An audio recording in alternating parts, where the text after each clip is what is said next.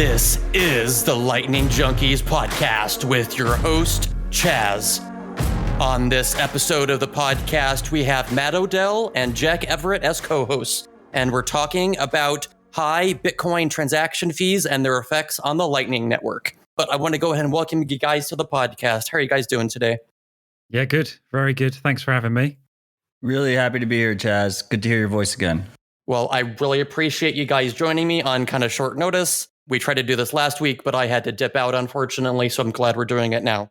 You know, this is a kind of a weird show. It's probably going to be shorter, all that, but we're just going to jump in here. 2 weeks ago, I guess, you guys were having this conversation on Twitter about, Breeze and Phoenix Wallet and a couple of these different Lightning wallets that were having problems. Jack, how about you get us started about your experiences and what you're seeing in this subject? Yeah, so basically, from my perspective, I use the Lightning Network and try all the services that are available now, but also I'm running Thundr games, which is using the Lightning Network to pay out sats. And so I see whenever there's like the last time that I can't remember, Matt, when the last big fee spike was it like November or December or something? Yeah, that's about right. Yeah, so the last time it happened, it was like a deluge of users contacting me with problems. When the Lightning Network had all these issues with the UX things in the other wallets, it kind of became my problem with like all these thousands of people who are playing my game every day. From my perspective, there's been, whenever it happens, like I don't feel like everyone else knows how bad it can be when you're trying to support scale up users. I think I just off the cuff saw the tweet what Matt put out and just said, yeah, like last time there was loads of problems and like no one really does talk about it. I mean, I think, first of all, in general, it's easy for us to forget how early we are. And as a result of that, I mean, there really aren't that many people using Lightning on a day-to-day basis. I mean, if I was going to say on a gut, I would say, less than 20,000 people. Would you guys agree with me on that number? Maybe slightly higher, but... Yeah, I'd say 20 to 50. Yeah, same ballpark. Okay, but even conservatively, if we wanted to say 50K, that's still nobody, right? Yeah, right. Yeah. So 50, let's say there's less than 50,000 people using it.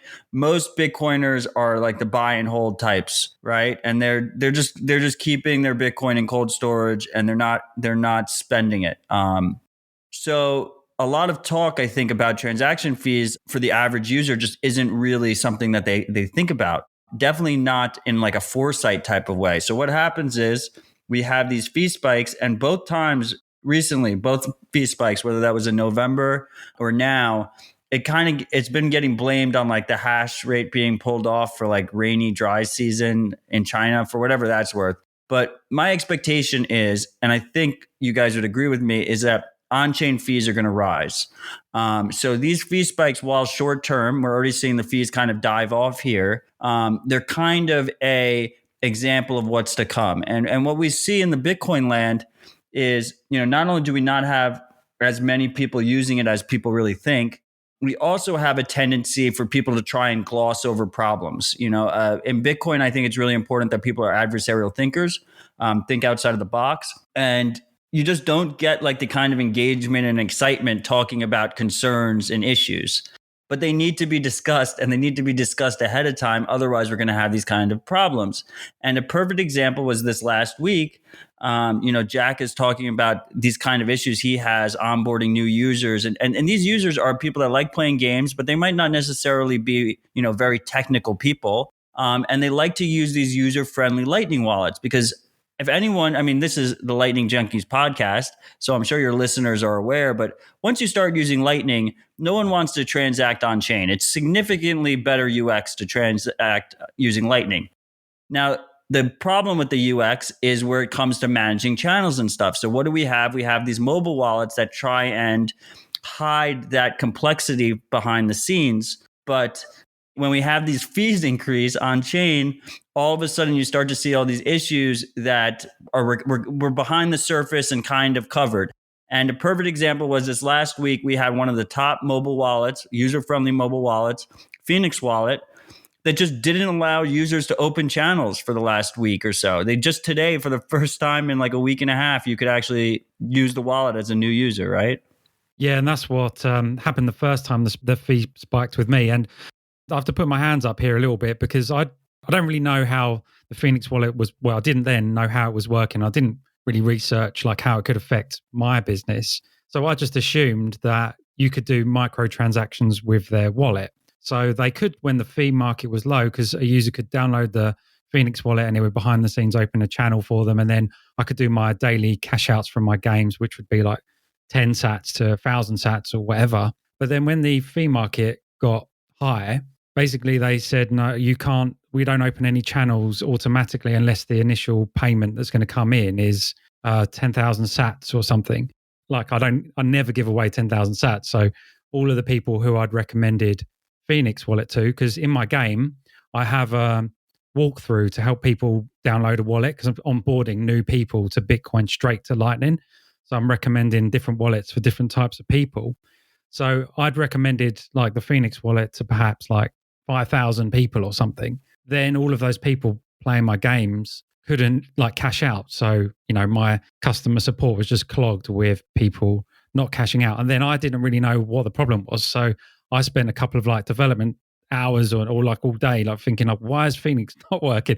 Like debugging it, like going into my node and like, I learned a lot about the Lightning Network just doing that. But then what I should have done is just message them straight away. And they told me the situation, and they had a lot of people in their Telegram group, given that they had to give customer support to their users explaining this issue. So that kind of stopped me recommending it within the game directly because I wasn't sure how they were going to handle it the next time. And I didn't want to have the same problem. Phoenix kind of have to consider like the ripple effects of their design choices, because it means that I won't necessarily recommend their wallet until I am confident in it again, and then they're missing out on like free user acquisition from my games. So Jack, what are you recommending now then? At the moment, I recommend a wallet of Satoshi because quite a lot of the users are like from South America and Africa, and it's literally they're using Bitcoin for the first time kind of thing. And wallet of the Satoshi is the sort of easiest one to onboard, and they don't have any KYC unless you actually purchase with fiat in the wallet. So from that perspective, it's quite good. And from my use case is simple, like hyper casual mobile games which have a high turnover of users. They kind of play the game for a bit and then they kind of delete it. So I need a wallet that's going to be completely like download it and it's good to go sort of thing. Because any step that in that funnel will potentially mean they won't continue playing my game because they're like, I can't be bothered with this. If I'm going to jump in here really fast, not to talk badly about your choice there, but from the, Fudster's perspective here, it sounds like you've gone to a custodial wallet because Lightning doesn't have the ability to handle your use case. No, yes, it does, because it's custodial, but not custodial with me. I don't use Wallet of Satoshi API or whatever. I just send people their prizes non-custodially across the Lightning Network. So from that perspective, it's good. But the reason I picked it, like I said before, is because it was the easiest one to use, and I felt like it was more applicable to my audience I'm aiming at. The other one, I do like them all, and they're all recommended on my web pages and App Store listings. But in the app, it actually it suggests Wallet of Satoshi, but also has a link to all of the others, or like the App Store, which shows the other ones with the search. But Wallet of Satoshi still has issues as well. It's a great wallet, but one thing that happens with that is when the fees get high, they change their withdrawal to, their fee for withdrawing to on-chain, because it's like a fixed fee. And because my users are naive and they don't know what the hell's going on, they don't know the difference between the two, really. They kind of assume the wallet is my company and that I'm charging a crazy fee. And I get really bad reviews simply because the fees in Wallet of Satoshi. So I get like all these 1-star reviews on the App Store, and it's not even my fault. The whole situation seems kind of suboptimal, like from the outside. If you didn't know all of these kind of nuances and details, they're going to take away the very plain side of things that Bitcoin's high fees are making the Lightning Network unusable. What do you guys think on this? First of all, you made a very good point about it being a custodial wallet. I mean, ideally, we don't want users using custodial wallets. Custodial wallets bring in third-party risk. Third parties are security holes. They can take your funds. They can get hacked. Obviously, Jack's game has a built-in custodial wallet first, and then you're withdrawing to this other custodial wallet, which is kind of a cool concept, this idea of like interoperable custodial. Well, actually, I don't have a custodial wallet. It's not even a wallet. So because the users win a prize, they're claiming the prize from me. So they don't actually... Instantly, you never hold a balance for them whatsoever. No, I don't hold a balance for them, but I hold a liability because I've said, oh, you've won a prize. It becomes yours when you request it. When you click withdraw. Yeah, if you won the lottery, right? They could at any point they could go like, it's not your money anymore. Okay, so it's maybe it's a little bit semantics, but that's a fair point. Yeah. But ideally, we want them to use wallets that are more self-sovereign, right? And this is where the UX issue comes in, and we have very talented teams working on them, and the most talented teams that are working on trying to solve this particular use case in a self-sovereign way are these mobile wallets, right? And it's Phoenix, it's Breeze, it's Moon Wallet. Before I get there, I guess one of the main issues with the custodial wallets is like in a perfect world, we'd have all these competitive custodial wallets, but the regulators aren't cool with it. So I imagine that regulators are going to force them to add KYC. And the second they add KYC, there's going to be so much friction that they're not going to be useful to be used. It's fine as a stopgap option for your users to be using a wallet of Satoshi, but long term, we need to move to a model where they're able to use in a cost efficient way and an easy to use way a self-sovereign wallet. Now, the problem is that first, to use Lightning in a self-sovereign way, you need to open a channel.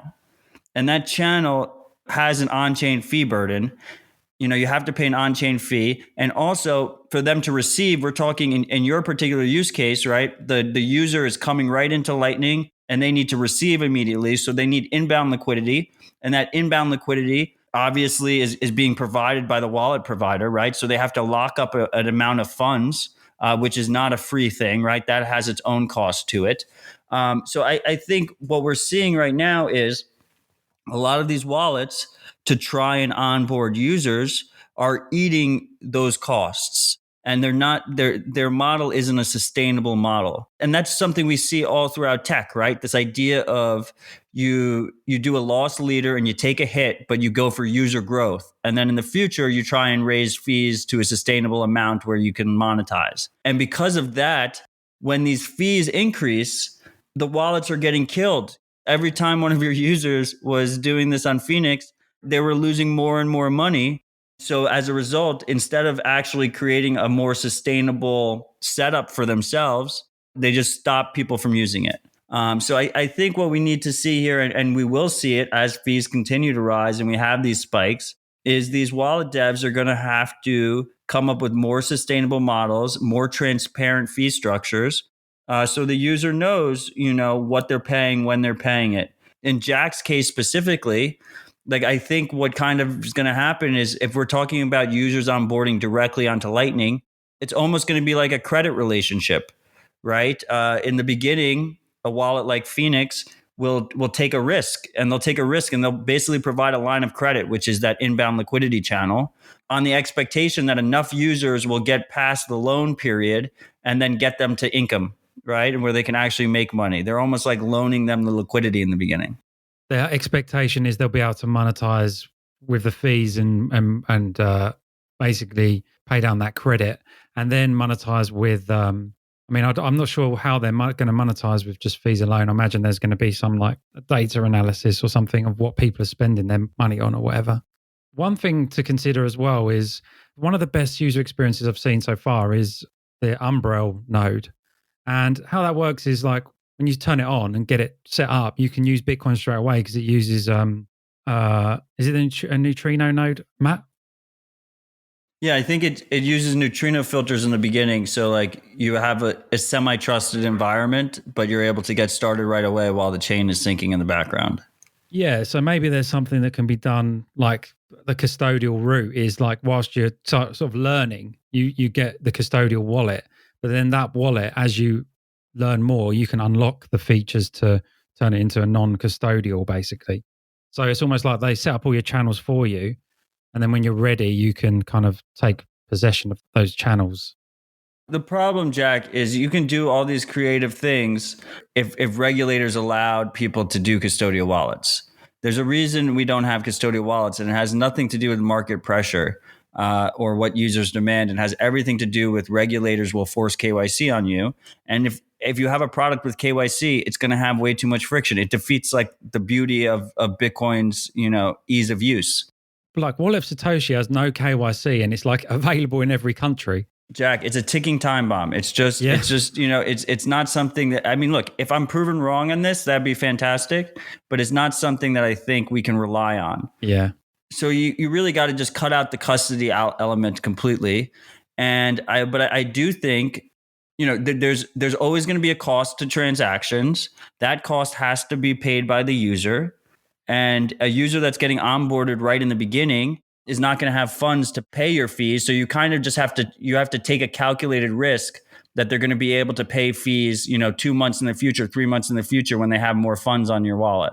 It's almost like you're going to pay their like $30 fee to get them set up. But over the lifetime they use your wallet, say your average user uses it for 1 year before deleting their wallet, you're going to make more than $30 in transaction fees from them. So then it becomes like just a user acquisition cost for your kind of lifetime value model where you're trying to make each user profitable. So you got your the cost of acquisition, which would be like your advertising costs or marketing costs, plus opening a channel. So that would just basically be bundled in on your sort of balance sheet with that subject matter, which is the acquisition cost. And then you've got to make sure that your business model is going to accommodate those fees that you've had to pay and the marketing cost to acquire that user, which makes it even harder to monetize.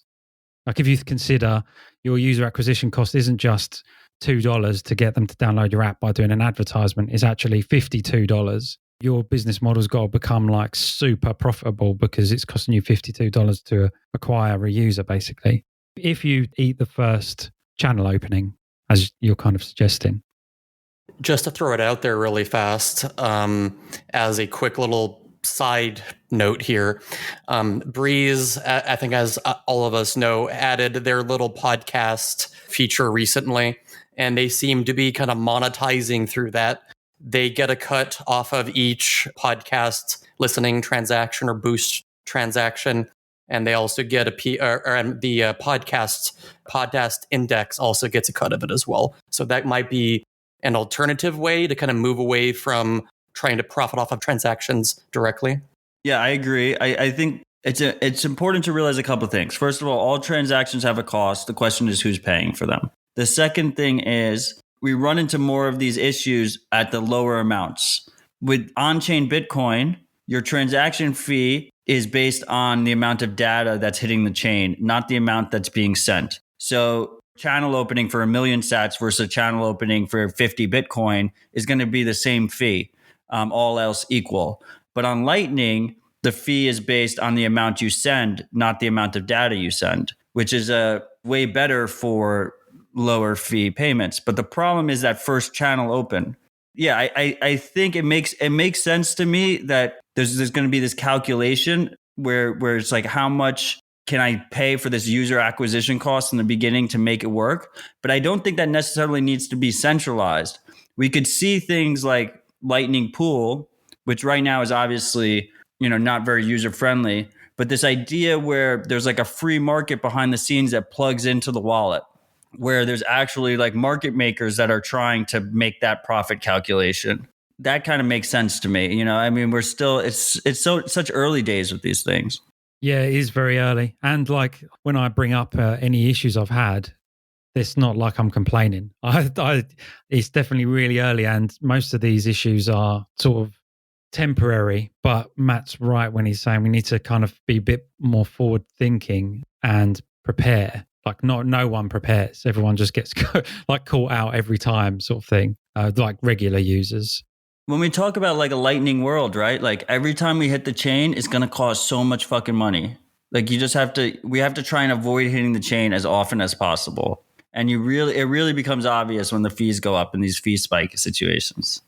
Yeah, so for like my Thundr Games node, I basically set up all my channels with not a huge balance, but a balance that was big enough that was going to tide me over for a year.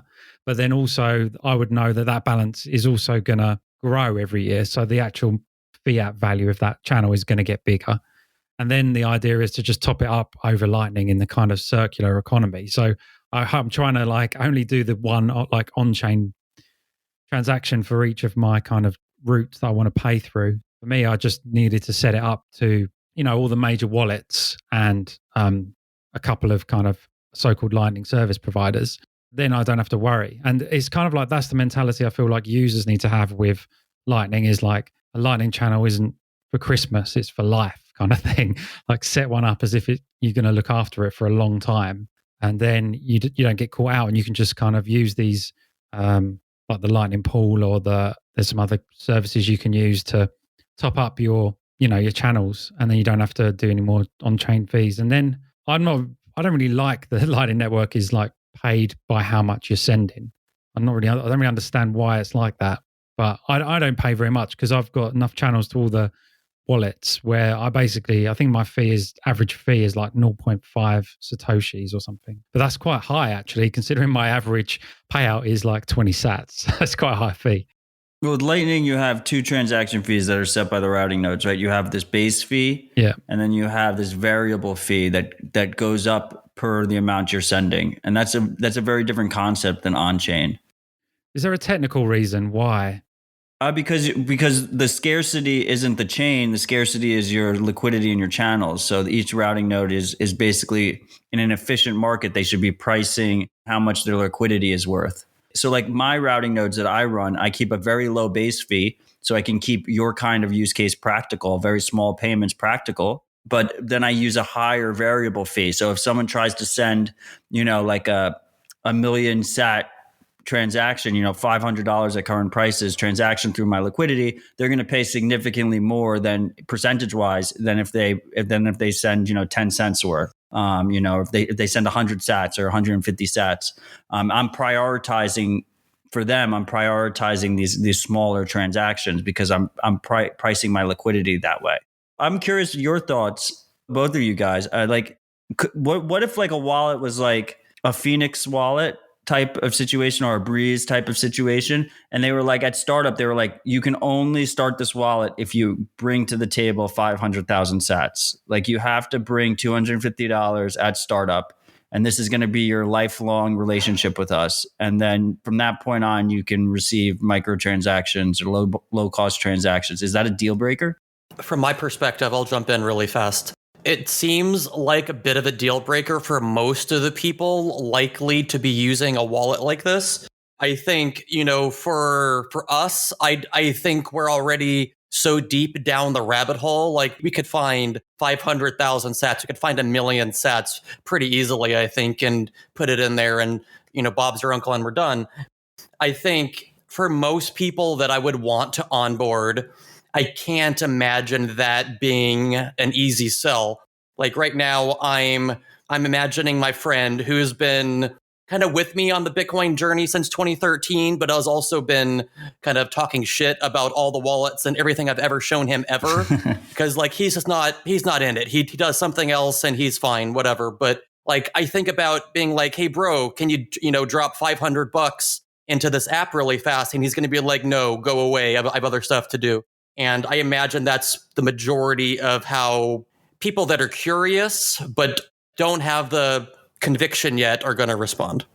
Yeah, I think just to be on the opposite side of that, I would say personally, I think that was quite a good idea. I'd imagine it being like you setting up like buying a gift card kind of thing. You get your Bitcoin wallet and you have to deposit the money to kind of initialize it.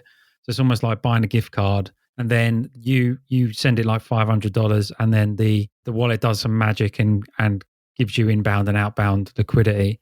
And then I think then as long as you can set that up using any kind of payment method, I don't think it's too much effort to expect someone to pay, like to send some money to it. Like I recently, not recently, a few months ago, downloaded Bottle Pay here in the UK.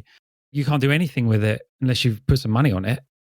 Well, you could receive some stuff, I guess. But so I just, immediately sent £100 to it, £100, just to like send some other people some money. It wasn't like any UX problem for me to just do that. The cool part about Lightning to me is that it's this open system, right? So we're going to see like a lot of different models. The wallet teams will fight each other in the market over those models. This particular model is kind of what we see right now with like an Umbral or like a fully self-sovereign node, right? Where you need to bring money to the table to open a channel to begin with, but there would be no channel management. Mm-hmm. Right. Well, I think my response to this is if we're going to go to an absolutely new user, I'm standing here and then maybe Colin, the Bitcoin Cash guy, is standing next to me, and we're both trying to pitch this person on experience alone. I don't know how the load up your wallet for $500 versus here's $1 of Bitcoin Cash and you're done kind of thing. It's not that I'm sitting here cheerleading Bitcoin Cash or think it's a good idea overall, but the baseline experience, similar to a custodial Lightning wallet, are deceivingly good. You know what I mean? So how can you compete with that when you're saying, well, you need to have all this conviction, you need to take $500, which may or may not be a lot of money for the person, and put it in here. I think for most people that aren't already sold on Bitcoin, it's going to be harder to get there, in my kind of opinion here. Well, I mean, so I agree 100%, but this is really the debate and the conversation that has been going on in Bitcoin land since the beginning, before Lightning. And it's this idea that, censorship resistance is always going to be more expensive. Decentralization, distribution will always be more expensive. The value that we get out of it is that we're able to use these wallets in a relatively frictionless way with no KYC. If the powers that be allow custodial wallets to exist, allow a centralized Bitcoin Cash to exist without KYC, allow a central, like we're seeing it right now happening in ETH land, right? Where ETH went more centralized than Bitcoin, but then Binance released their copycat chain that's even more centralized and has even less fees than Ethereum, right? And if the powers that be don't squash those options, don't squash the options that are more centralized by basically adding KYC to them, people don't realize like how big of a friction KYC is. I mean, Jack mentioned bottle pay. KYC destroyed their business model. They had to completely pivot to like an on-ramp, because if you're trying to talk about like easy, frictionless social media payments and the person has to like upload their passport and shit, and you get stuck in jurisdictions, right? You're not allowed to open in certain jurisdictions. So I think a lot of this stuff is going to play out where it's going to take a little bit of time, and regulators always move slowly. It took them, McAfee was like pumping every ICO and shitcoin under the sun for like years. And it took them like 4 or 5 years to take them down. And when that happens, the value prop of maybe these a little bit, more expensive options that aren't as user-friendly becomes apparent, because, the natural end goal of something like Bitcoin Cash, which I think is a complete trash project, is if it ever kind of got any kind of real usage, which it doesn't have, you would see fees rise. They would attempt to lower fees by increasing centralization, which is the main trade-off. The more centralized a project is, the less fees, which is what we see in Lightning land with the custodial wallets. And they would do that to the point where at some point a regulator is going to hit them, and because they're centralized, they're not going to be able to fight back, and they're going to have to add KYC. And that's what we're going to see, with the centralized altcoins, and that's what we're going to see with the centralized custodial wallets, in my opinion. It's just, when does that happen? I think I agree with you at the end of the day, like maybe not just with the specific wallet idea, but I do think the idea of, I argue on Twitter a lot sometimes, and something that I hear from people is, well, we have to account for opening and closing channels. But the idea of closing channels, I think for people that actually use Lightning, like actively, they don't really close channels that often, only when they really, really need to, because it's offline for an extended period or something like that, but not because they need to reclaim their Bitcoin or anything kind of naive like that. And so if we were to actually educate people and get them to understand the trade-offs in that sense, I would agree with you. But unfortunately, it's how do you overcome the easiness factor? Like you were just mentioning, Ethereum is kind of losing in the short term to Binance, whatever chain. People generally don't care. People generally aren't these Bitcoin people that care about censorship resistance and all this other stuff. They just want to make money and move on for the most part. I mean, my point here is that's 100% right. But if Wallet of Satoshi is allowed to operate as a custodial wallet without KYC, then new users are going to gravitate to that. And not only new users, I had two very technical, proficient users, NVK and Keto Miner, on my show, Citadel Dispatch, this week. And they both admitted that their main Lightning wallet is Wallet of Satoshi because it's just easy to use, right? Super easy UX. If they don't get forced to add KYC, then that's fantastic. We're going to just have a world of competitive custodial wallets that are all competing on UX and fees. They're forced to add KYC, then you're going to have a user who's trying to enter the Lightning economy, right? And they're going to be in a situation. Do I use this custodial wallet that needs me to upload my driver's license and my passport and all this, valuable private information? Or do I use the wallet that maybe has a little bit worse UX, has a higher upfront cost? Maybe I have to put $250 worth in to start, rather than use the KYC wallet. And then all of a sudden it becomes more competitive, right? But if the custodial wallets are allowed to use no KYC, then we're just going to have a world of interoperable custodial wallets, which isn't the worst thing in the world. Okay, so we're kind of reaching the end of the time that I had allotted, but I had one more question to kind of address this subject generally. So would you guys agree that we have not hit the same fee level that we had in December of 2017? I don't think we hit it yet. Close enough for it to become like an issue. We didn't even have Lightning in 2017, right? Right. We barely had SegWit. I think I don't really believe hardcore in the stock to flow model, but I do believe, in a general view, I believe in the cycles. And I think we're entering this bull cycle, this cyclical bull cycle. We're going to have a ton of retail users come in. We're going to have a ton of demand come in. A ton of money is going to pour into the system. And fees are going to go up significantly higher than we see. And they're going to be sustained. The only time we've seen really, they've been fee spikes we've seen. We've seen like murmurs, like tremors. But there's going to be a time in the near future towards the end of this cycle where we're going to have a super sustained high fee environment. And users aren't going to be able to just wait it out because they weren't ready. So that is really my ultimate concern. My concern is, when we have like a couple months in a row where it's just like really, really high fees.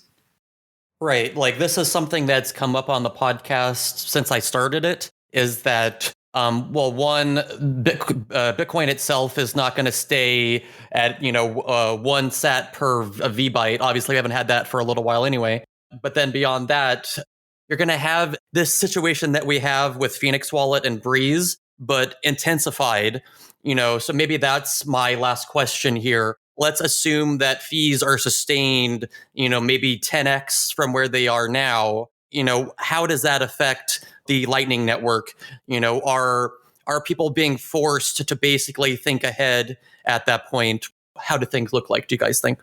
So that is going to cause a significant amount of friction for the non-custodial wallets and for the custodial wallets, because, like I said at the start, even the custodial wallets have UX problem, which is when a user wants to transfer it to their like hardware wallet or something, they get hit with a massive fee, and it just caught, like, I get most of my 1-star reviews on my games are people complaining about a wallet's independent wallet to me's fees. So it's still a problem for those guys. So if it's always high, I mean, it's going to force people into the kind of circular economy of Lightning, but there needs to be a reason for people to want to use it, because it's going to become like, why do I want to, like Matt's suggestion of having a wallet that you have to preload with $500? Like, people are going to be like, why have I got to do that? Why?